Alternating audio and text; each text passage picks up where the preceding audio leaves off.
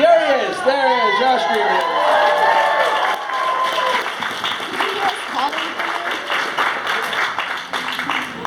Hi. What? No. We're all going, Josh. I like to think we summoned you regardless. Yes. So, let's begin with some introductions. Hi, my name is Matt Mercer. I'm a voice actor from Los Angeles, California. A couple projects I can think of off the top of my head. Levi, Attack on Titan. Which you can now see because the DVD and Blu-ray's out now, so yay. They recently announced Mikitsuki in Kill la Kill. So, yeah, there we go. Homeroom teacher, nudist. It's a fun one. Crown and Fire Emblem Awakening, Alvin Tales of Exilia. Leon Kennedy and Resident Evil, what kind of stuff I got. So, anyway, cool. Thank you guys for coming. Next up. Okay. Yeah, Josh and I are crashing this panel, so yay! My name is Alexis Tipton, and I'm a voice actress from Dallas, Texas. I work mostly for Funimation Entertainment and Okatron 5000. Some of the more recent things I've been in, I was announced as Rika in Haganai. Second season just came out recently. Yay! Rosario plus words, I talk for a living. I voice Mocha in Rosario plus Vampire. Oh gosh, what else? Oh yeah, Himiji in Baka and Test, Musubi in Sekirei, Inori in Guilty Crown. Oh yeah, since I'm my Riders of Mermaid. What? Saya. Oh, Saya in Blood Sea, Julie Crichton in Full Metal Alchemist to take Sacred Star of Milos. You were my brother in that. Yes. Chibi Japan and Kunjiro in Hitalia, and recently in the Hitalia universe, I also play the female version of Japan in Noitalia, which is the OVA that just came out. So yeah, all kinds of fun stuff. So yay, happy to be here. Hi. My name is Josh Grelle. I'm a voice actor also from Dallas. Work for Funimation Entertainment, Okatron 5000, ADV Films, now Seraphim Digital. I've also done some work out in LA for A Cup of Tea and Voice Group. Some recent roles, also Armin in Attack on Titan. Akihisa Yoshi in Baka and Test. Kuranosuke in Princess Jellyfish. Kyohei in The Wallflower. Kenichi, the Mightiest Disciple. I play Kenichi. Some video games, recent video games, really excited about Tales of Xillia 2. I played so awesome. And I also play Sumashir in Dynasty Warriors. If Dynasty Warriors fans out there. I'm also a writer for Funimation, and one of the big shows that I'm writing right now, I've been writing for the past year, is Fairy Tail. Awesome. Yeah, we actually only just found out earlier today at the signing that we're both in Tales of Exilia 2 together. We had no idea until this morning, so that worked out well. It was awesome. Dude, this is you! That was so funny. Hilarious. So yeah, welcome to the Making the Cartoons Talk panel. Most of this will be a Q&A. I guess we'll just give a brief introduction to the animation industry, which many of you I'm sure are familiar with and have researched on your own. But for the most part, animation divides, at least our realm of animation can divide between prelay animation, which is recording before the cartoon's animated, and then Japanese anime and dubbing, in which case the animation's already done and we fit to that. Both very technical in different ways, and in many cases very solitary experiences. Which is why conventions like this are the few times we actually get to hang out, because we don't get to see each other otherwise. For the most of the time, it's just you alone in the booth with a microphone, surrounded by foam and silence. And You're in a padded room talking to yourself. And it's usually about as hot as this room is right now. Yes. Yep. It's like all the air conditioning is in that room, apparently. Or just like carve a hole through and just leave it in. Start digging through. And if you're lucky on the other side of the glass, you'll have a director that'll be making fun of you when you can't hear him. So it works out well. But yeah, so those are kind of the two major differences. Prelay animation can be a little more, like you're a little more free as an actor to do what you want, and they base the animation to the actual performance. So that's a little more of like a radio play experience, and you do a lot of group recordings, like cast recordings. Like for Thundercats, we did that, and a few other Western-based cartoons. But most of our work also is in anime, which is more of a technical process, I'd say. For instance, what has been your experience in the most technical aspects of dubbing? Most technical aspects of dubbing. I guess it's just, Anime is, when they animate anime, they are animating the flaps to fit the Japanese language. And so when we go in and replace the Japanese dialogue with English dialogue, we don't have the benefit of, as you said, putting down the dialogue first and then them just animating the flaps to fit our language. So that aspect, it can be extremely difficult trying to get the rhythm and at the same time convey the appropriate emotion. And the rhythm of the Japanese language is very different from the rhythm of the American language. And especially at Funimation, they're very, very, very specific on how they fit the flaps. Sometimes they're like, we gotta do it again, it doesn't fit. And I'm like, what? I don't see what you see. Like, that's such a tiny little discrepancy. I don't see what you're seeing. And we've noticed that when we are previewing things in Japanese to dub into English, they're not always as precise with fitting the flaps, so that's very difficult too. Like, not only is it a different language, but we are so precise, especially at Funimation, at fitting those flaps. So sometimes it can be very frustrating. Sometimes you'll be watching these character movements, and they'll just be like, meh, meh, meh, meh, meh, meh, meh, meh, and you're like, William Shatner flaps, why? So sometimes that's a little. Well, not sometimes, it's always very challenging, and a lot of times scripts have to be changed and rewritten on the fly to accommodate those wonky flaps. So it's definitely a team effort. Especially if they reanimate it. Yes, Like a lot of times we'll get a project and we'll start on it and we'll be recording it, but we haven't gotten the final video from Japan yet, so all they've sent us is the video that they did for broadcast. And usually when the Japanese are getting ready to put something out for broadcast, the time crunch and how close they are, it's kind of like the guys who make South Park. A lot of times, usually, they will finish the episode, have it ready and out to go about maybe an hour before it's supposed to air. So they're having to move so fast that a lot of times the flaps, like you said, aren't necessarily animated, to the Japanese performances, and they have to be a little loose with those. Or sometimes there will be animation errors or little things that they mix and missed in the background. And so once it's aired, they'll go back for the DVD release and they'll clean those things up and they'll reanimate some scenes. Sometimes they'll take out whole scenes and add whole new ones in that weren't there before. That's always fun. And then all of a sudden, sometimes there was one in Bakken Test where Scott Those Freeman and I, flaps were the flaps were horrible. And there was one time where Scott Freeman and I, our characters were having a fight on the floor, and at one point they switched the characters.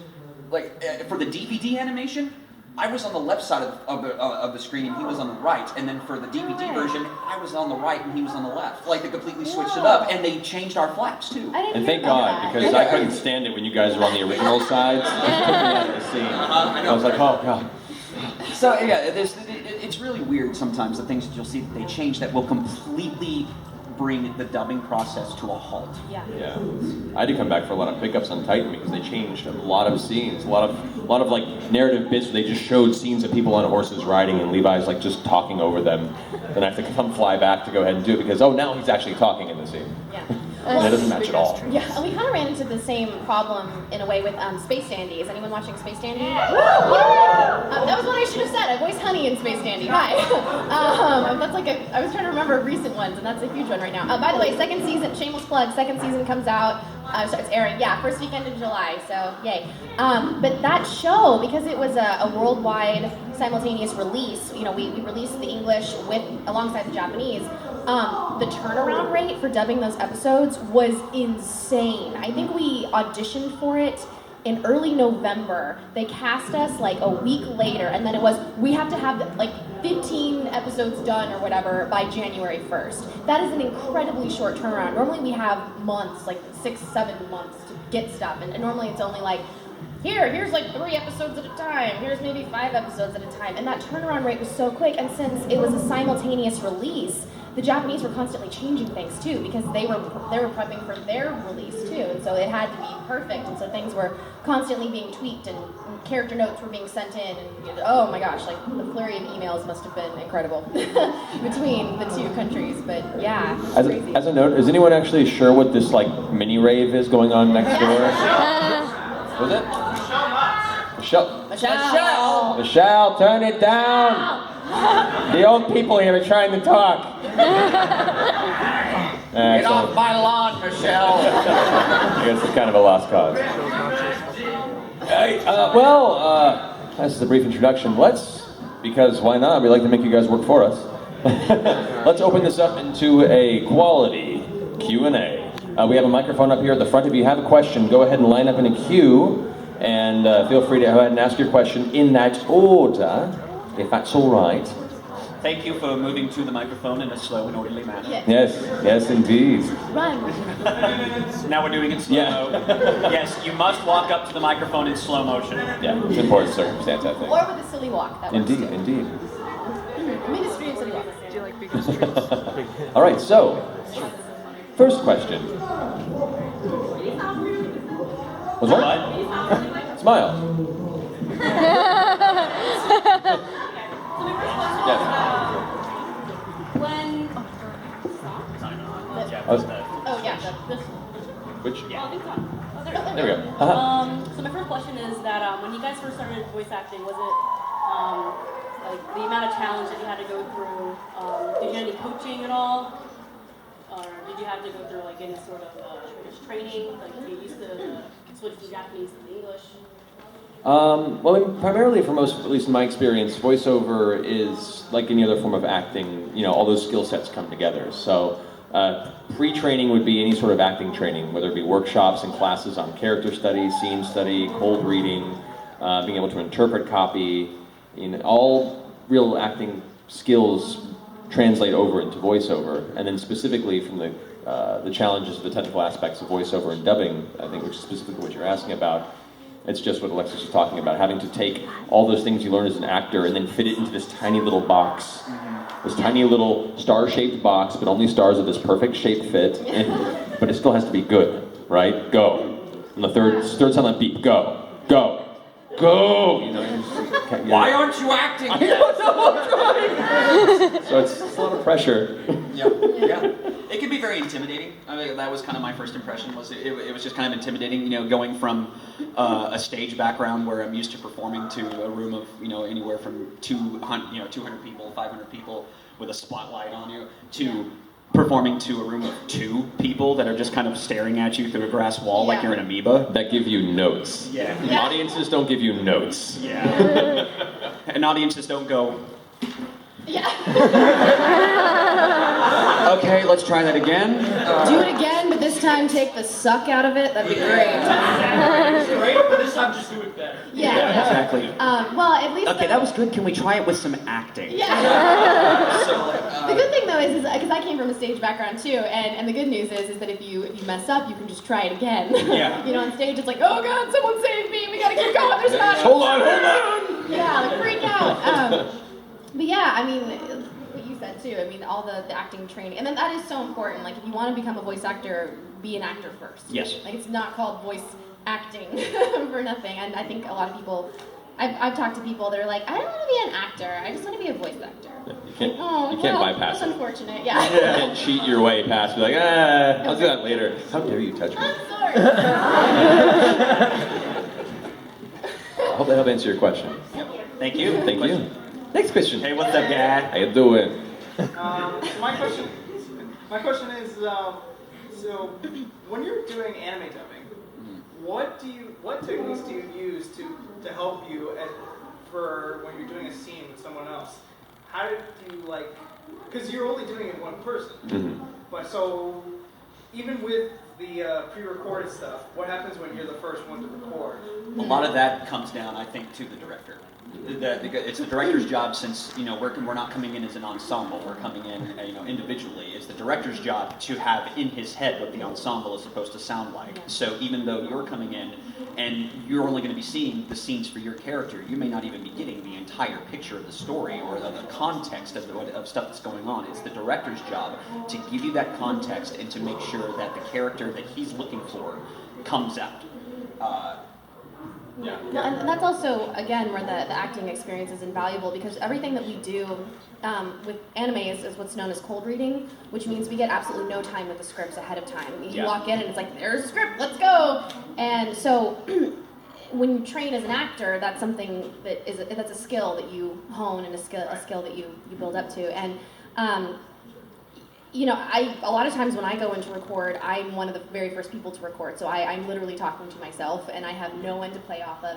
The only thing that I have is as I mentioned earlier, we preview everything in Japanese, so I can kind of listen to the Japanese voice of the character that I'm interacting with and get an idea and see the animation and get an idea of the tone of the scene and that kind of thing. But yeah, exactly what Josh said too. The director helps immensely, but also just being able to make informed decisions on the fly, having script analysis experience, having cold reading experience, and being able to look at the other characters' lines and say, in an instant, okay, if I were that character, how would I say that line? Mm-hmm. Okay, that's how I would say it, and now I'm going to say my actual line, how I would respond to that imagined line read, and then the director's there to guide you, and then if you hit the nail on the head, then great. If not, they're there to be like, let's try something else, or this is what it really needs to be. There's a tiny little tool, and this is kind of an industry secret I'm letting go here for you guys, so pay attention. But there's this thing you could use called imagination. Yeah, or being crazy. As an actor or voice actor, you spend a lot of time talking to yourself. Practicing out voices and dialects and stuff. So you have a lot of one-sided conversations on your own that you hope nobody saw. So it's good to be able to utilize that in the booth too. Yep. Cool. We're good. Alright. You got it. Alright, good. Do whatever you Animes and video games you already either played or want to play or watch or already have one. Thank you very much. Which character would you, all three of you, would you want to play or voice acting role in both show and anime? Okay, so In show and in game. In game. So a dream role. Yeah. One of each or overall. Like, I don't know, one of each, I guess. Okay. Whatever. That's a rough question. I don't know, man. I would say maybe somebody from Slayers, if there was ever a chance. Like, I would love to be just maybe some new character in Slayers. I'm not taking over any of the roles. Those are already fine. They're perfect. But even if I got the chance to just be like some dude that gets dragon slaved, that would be awesome. Probably wouldn't show up in a video game, but I guess that would be cool. Maybe a new original character that would come out in the Slayers universe, maybe a villain. I would love to play a villain in the Slayers universe. That would just be awesome. I'm having Disney ADD right now. It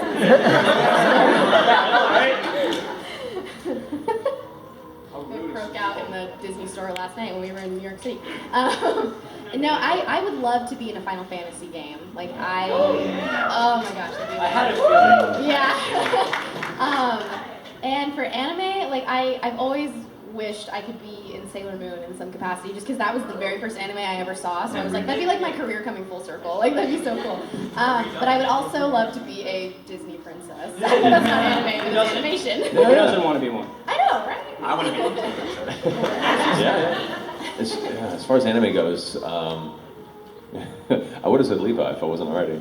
So that worked out well.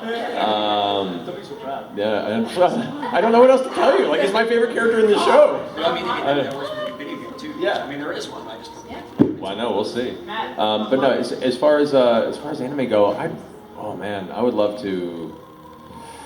I'd love to go back to the original Ninja Scroll, the old. That was one of my first intense anime that got me into it. Games wise, I would love to do Magus if they ever did a Chrono Trigger update. That would be all about that.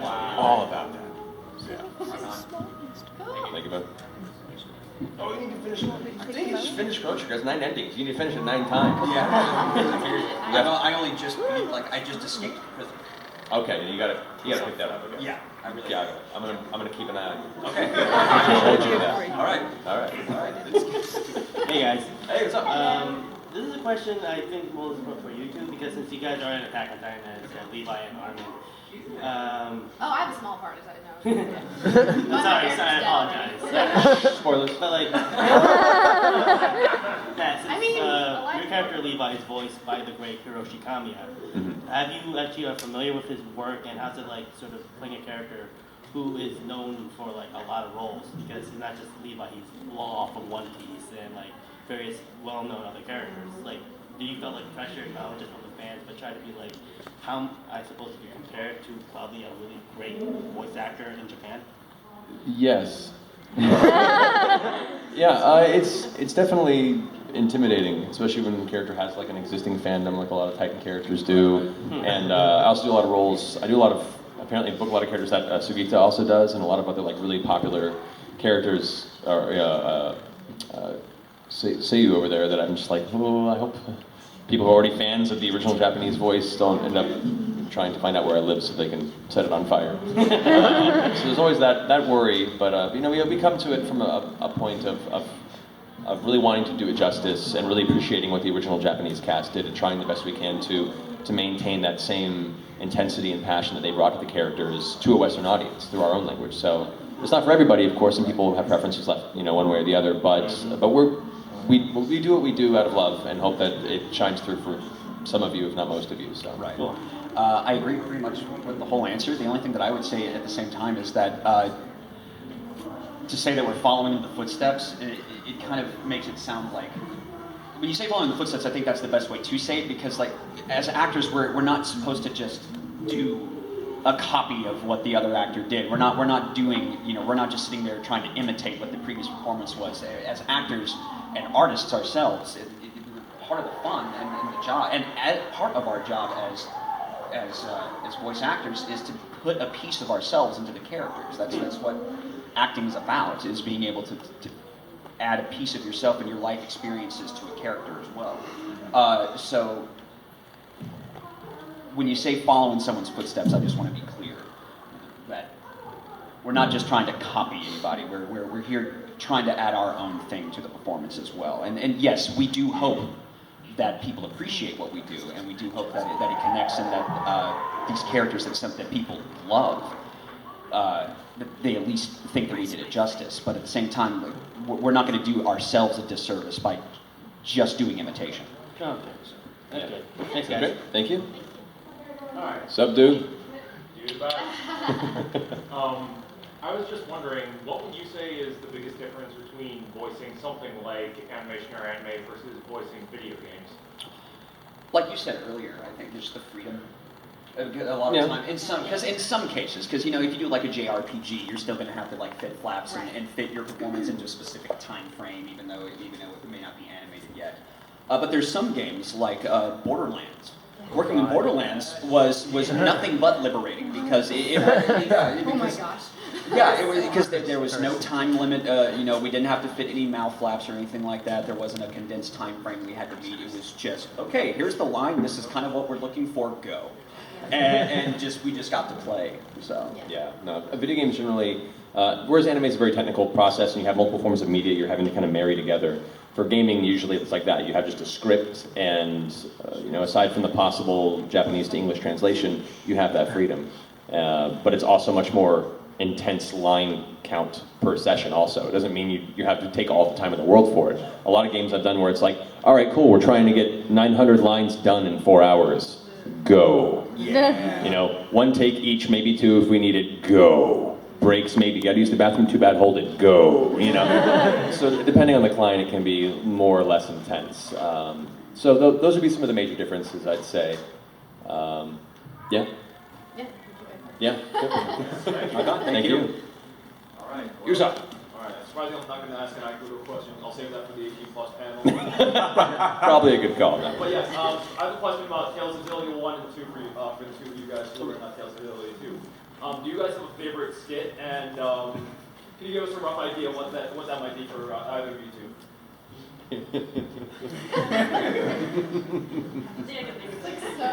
There are a few good skits in both of them. Yeah. Do you have a preference? I liked anything with him in the kitchen. Like that. He had some real fun moments in there, because that was really like the only time where he ever really started to be like, no, this is my house. Like, this is my world here. I'm in the kitchen now. You don't. Everything I says goes. Then everywhere else he's just kind of like, okay. Right. Just not in the kitchen. Mm-hmm. Kitchen's his turf. I'm a fan. There's a lot of innuendo skits that are pretty great. The one that's brought up about, you know, Mila's outfit, and Alvin's like, oh wow, she's really into bondage, isn't she? But I mean, my favorite still is the Bazonga sketch. Yeah. Oh my god. Yeah, the one where Jude, the main character, goes up to Alvin and is like, guys, what? I keep hearing this word. What is bazongas? And Alvin's like, oh, you're finally becoming a man. and then Todd's character, oh, my brain's not working. What's his name again? The older guy. Rowan. Thank you, Rowan. Thank you. It was incredible. He's like, you must feel the passion for bazongas. And it's like, okay, say it like you mean it. Bazongas, no, louder. And he's like, I don't know if I can do that. And you will never know bazongas.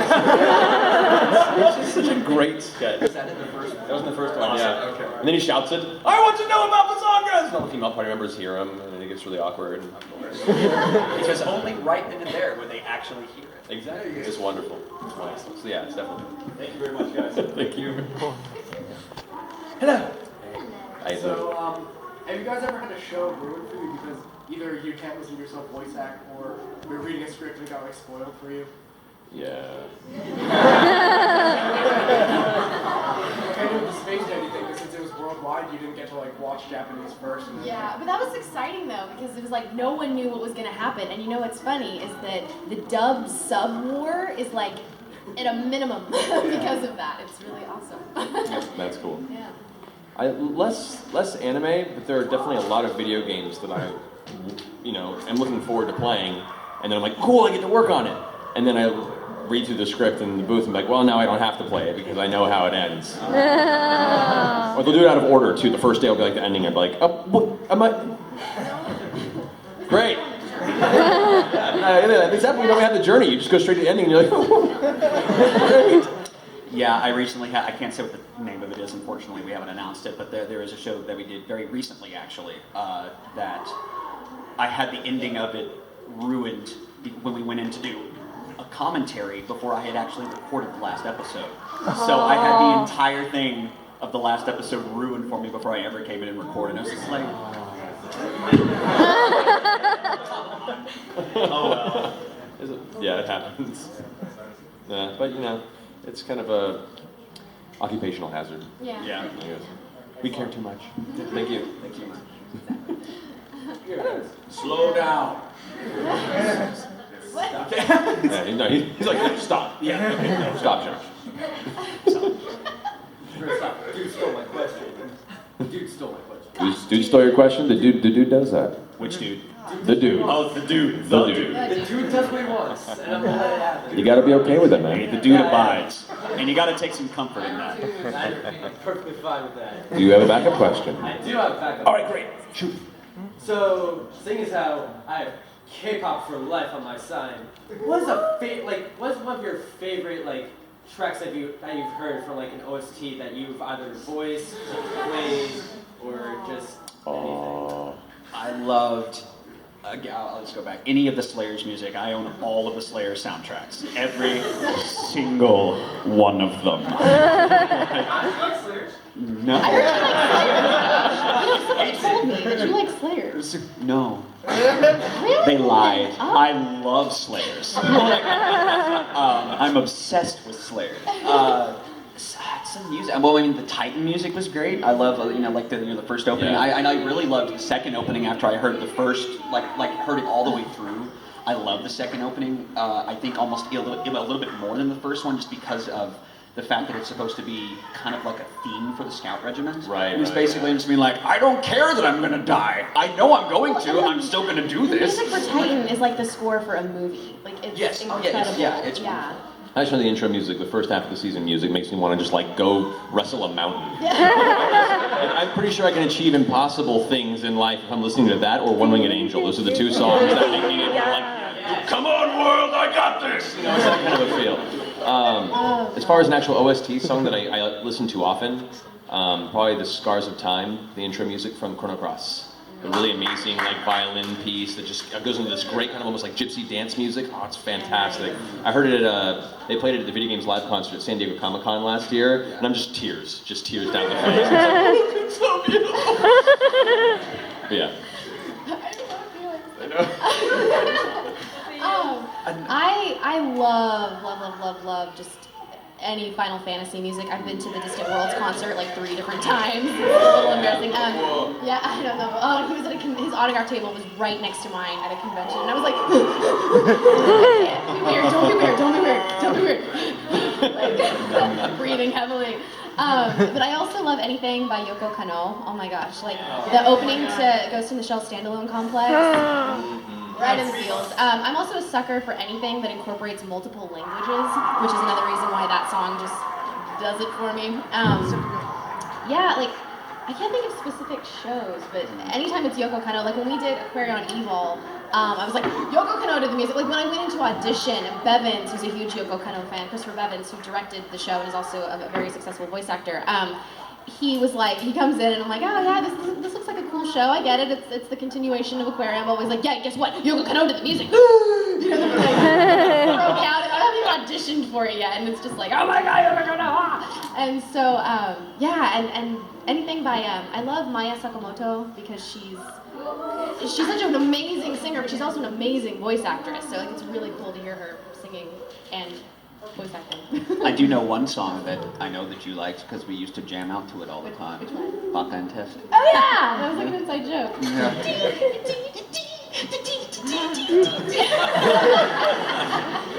You did this. Hey, you asked, man.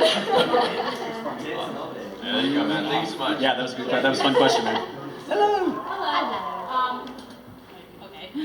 My question for you is, I know some of your characters, and particularly Armin, can be very emotional or intense. And I was wondering, how do you get that direction? Like, how do you prepare yourself for something like that? Like, your scream was like, wow. Oh yeah, thank you. I love it. Thank you very much.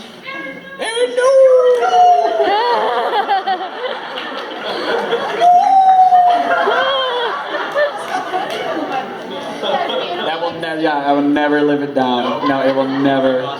Every anime Boston, it will always go. Yep, that will always. God dang you, Trina Nishimura, wherever you are. Well, thank you very much. The scream and getting into that, like, that was actually easier than some of Armin's later scenes. Like, especially the ep we'll be seeing tonight. I'm kind of chomping at the bit because one of the things I've always had a real problem with in terms of emotion as an actor is being able to cry. It's just something like I'm usually just such a happy person that making myself get to that area, that frame of mind is just really difficult for me. And so I was really nervous going into that, but Mike McFarland, the director, and because of J. Michael Tatum's scripts and Tyson Reinhardt's scripts, they were just so lovingly written, and he was such an amazing director that he knew what he wanted from the word go. He was able to push it and get it out of me, and so I really hope that everyone enjoys it. Yeah. There's a scene later in the series, this Kiritsugu, where you go into his history about kind of why the way he is. And the entire series is this very like even keel, like cold, emotionless killer. And you start finding out why. And I didn't watch it in advance. We just start going through the scene as he's basically having to get to a point where he's having to kill the one important person to him. And they don't know it. And he knows it's coming, and he's just talking with them over a headset. And even just watching the build-up, I'm like, oh God. Is he really? And so, and the way the director Tony Oliver directed that series, he's amazing. And the way he did it was he allowed me to hear Wendy's lines. We went back and forth and we read them, and he let it build up naturally as it did. And he let me get to organically with very minimal notes. We were going to go through the whole scene and then go back and do notes if we wanted to. That way, I could have kind of a more theatrical through arc without any sort of like stops and repeats. And then at the very end, he reaches a point where he goes into this full like soul-crushed, screaming depths of the soul, sobbing, tears slamming the ground, crawling like a fetal child and just sobbing. I've never had to do something like that for an animated project. And really, the way that we got there was just playing the scene all the way up to that point and journeying with the character who had kept emotions so internal and tested the whole time. It just all came out organically, and it was like crying in the booth, and we were all just like, don't tell anyone about this, I'll kill you. Wiping the face off. But yeah, I'm sure it'll be on YouTube. I'm not allowed to have shame left. But yeah, so I mean, really it's just being able to journey with the character for me was what allowed me to get to that point so easily. Well, and it's really a really magical thing, like not just with voice acting, but with any kind of acting, when you have a director that cares as much as you do, or people that, as you said, like put so much love into the script. Because as we all know, like a really bad script can absolutely kill something. So it doesn't matter how good the actors are or anyone else on the team. If the script is terrible, it's kind of hard to save it. But for me, that character was Inori in Guilty Crown, and Mana, because it's the same voice, or not same voice, but it's supposed to be voiced by the same actor. So I voiced Mana and Inori, and Colleen Klinkenbeard directed me on that, who is just incredible. Like, she's my spirit animal. She's amazing. And she really took the time to, because with Inori, and I won't spoil anything, I promise, but with Inori, it was very challenging because she's very, not emotionless, but very quiet and soft and delicate for most of the series, and fragile, if you will, for most of the series. And so towards the end, when things happen and she, like, I'm trying to spoil it. Certain things happen that allow her to express a wider range of emotion. It was really difficult because I'd been on this long journey with her, being so subdued and so soft and so, I don't want to say weak, because she's not weak, but not somebody that would ever raise her voice or anything like that. And so when it got to this climactic end to the series, and all of a sudden all that goes away and it's replaced by all of these intense emotions, that was extremely difficult because it completely contradicted what I was used to with her. But Colleen was so amazing, and I remember she scheduled me like an extra hour because she was like, I know this is important to you and this is important for the series, and like I want to make sure that you're happy with this performance, and I want to make sure that we get out of you what we need to, and I don't want you to feel rushed. And for those of you that have seen it, like, it was a really sad scene, like at the end, and I asked her if I could just watch the entire scene, so I could get an idea instead of only the part that I would have seen if I had just by recording. And it made me cry, and I was like, oh my god, this is terrible. And the entire time I'm watching it on the monitor, and I'm turning to Colleen, and I'm like, and she's like,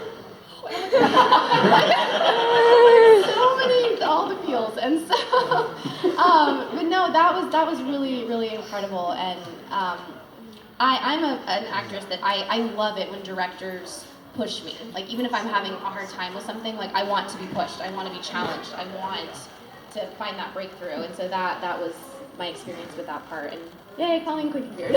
She's awesome. Thank you so much. Multi-dimensional personality, kind of like where he's very calm in the beginning, but as you find out more about him, he like becomes like this more emotional, like deep character, and as he changes. It was great. There's a lot of games, character arcs can be subtle, and especially characters. In recent years have a lot of characters that tend to play like the cold, badass type that just kind of stays that way, which is fun. Don't get me wrong, I enjoy that, but it's also nice to have a character that starts that kind of happy-go-lucky, kind of slightly arrogant swagger element, and then changes with good reason, especially as one as traitorous as Alvin.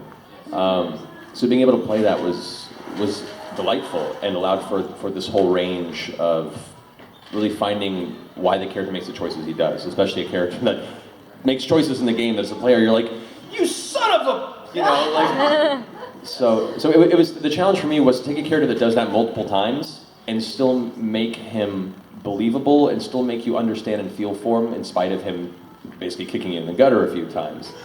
And so it was a fun challenge. Wendy Lee, who directed that, was tremendously helpful, and it was just a really good collaborative process to bring that character together. So it was awesome. It was great. And my second question would just be for you two, for Attack on Titan. Like, what was the biggest challenge going into like these the characters and the story arc? Because I know it's a little like violence heavy, and it's very like I want to say a little like it's very emotional at times, but like at the other times it's more just like quiet. Hardest part, fandom retribution. Yeah. Mm-hmm. Yeah. Yeah. Pretty much. I mean, like we both went in and we watched the show before we'd ever gone in and recorded, so like we knew what we were in for in terms of the show itself. It was like I think mostly it was just kind of like that. Oh God, I please hope they like it. Please nobody come and like find me. Like,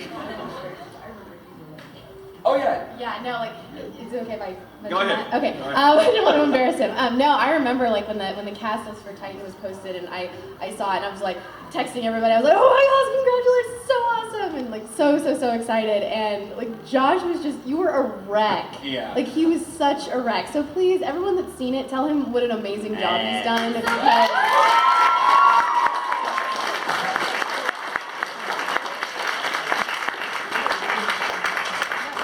Yeah, I mean, it's difficult, but it's also rewarding to go into a show like Titan that is so cinematic, and that there is so much intensity and like constant, just emotional, max level moments and tension, perpetual tension, and watching and hearing all the performances finally pieced together in the final thing. It's one thing to be in the booth recording for yourself, and it's that challenge, and then you're always wondering how's it's going to sound when it's all together, and then once you see the final episode and see it all kind of woven, it's I don't know, it makes you feel really good to see that all this care was put into it, and it all sounds so good when it's put together. I remember when I first recorded the courthouse scene, the one where I kicked the living crap out of Baron, which was a lot of fun. That was a lot of fun to record. Yeah. I was the first one to record, and so it was just a silent courtroom to myself. And so then I went back to do pickups. I got to hear the entire scene with everyone layered in, and it hit me with this wave of like, this sounds so good. And really, like, that was the first, like, fully laid-in scene I'd seen at Titan, and I was like, oh man, I'm really proud of this. Everyone sounds so good in this. So I guess the challenge is trying to live up to all the talent that's already on board with this project, and making sure that I can bring at least that same level as they are. So. Thanks, guys. Thank you.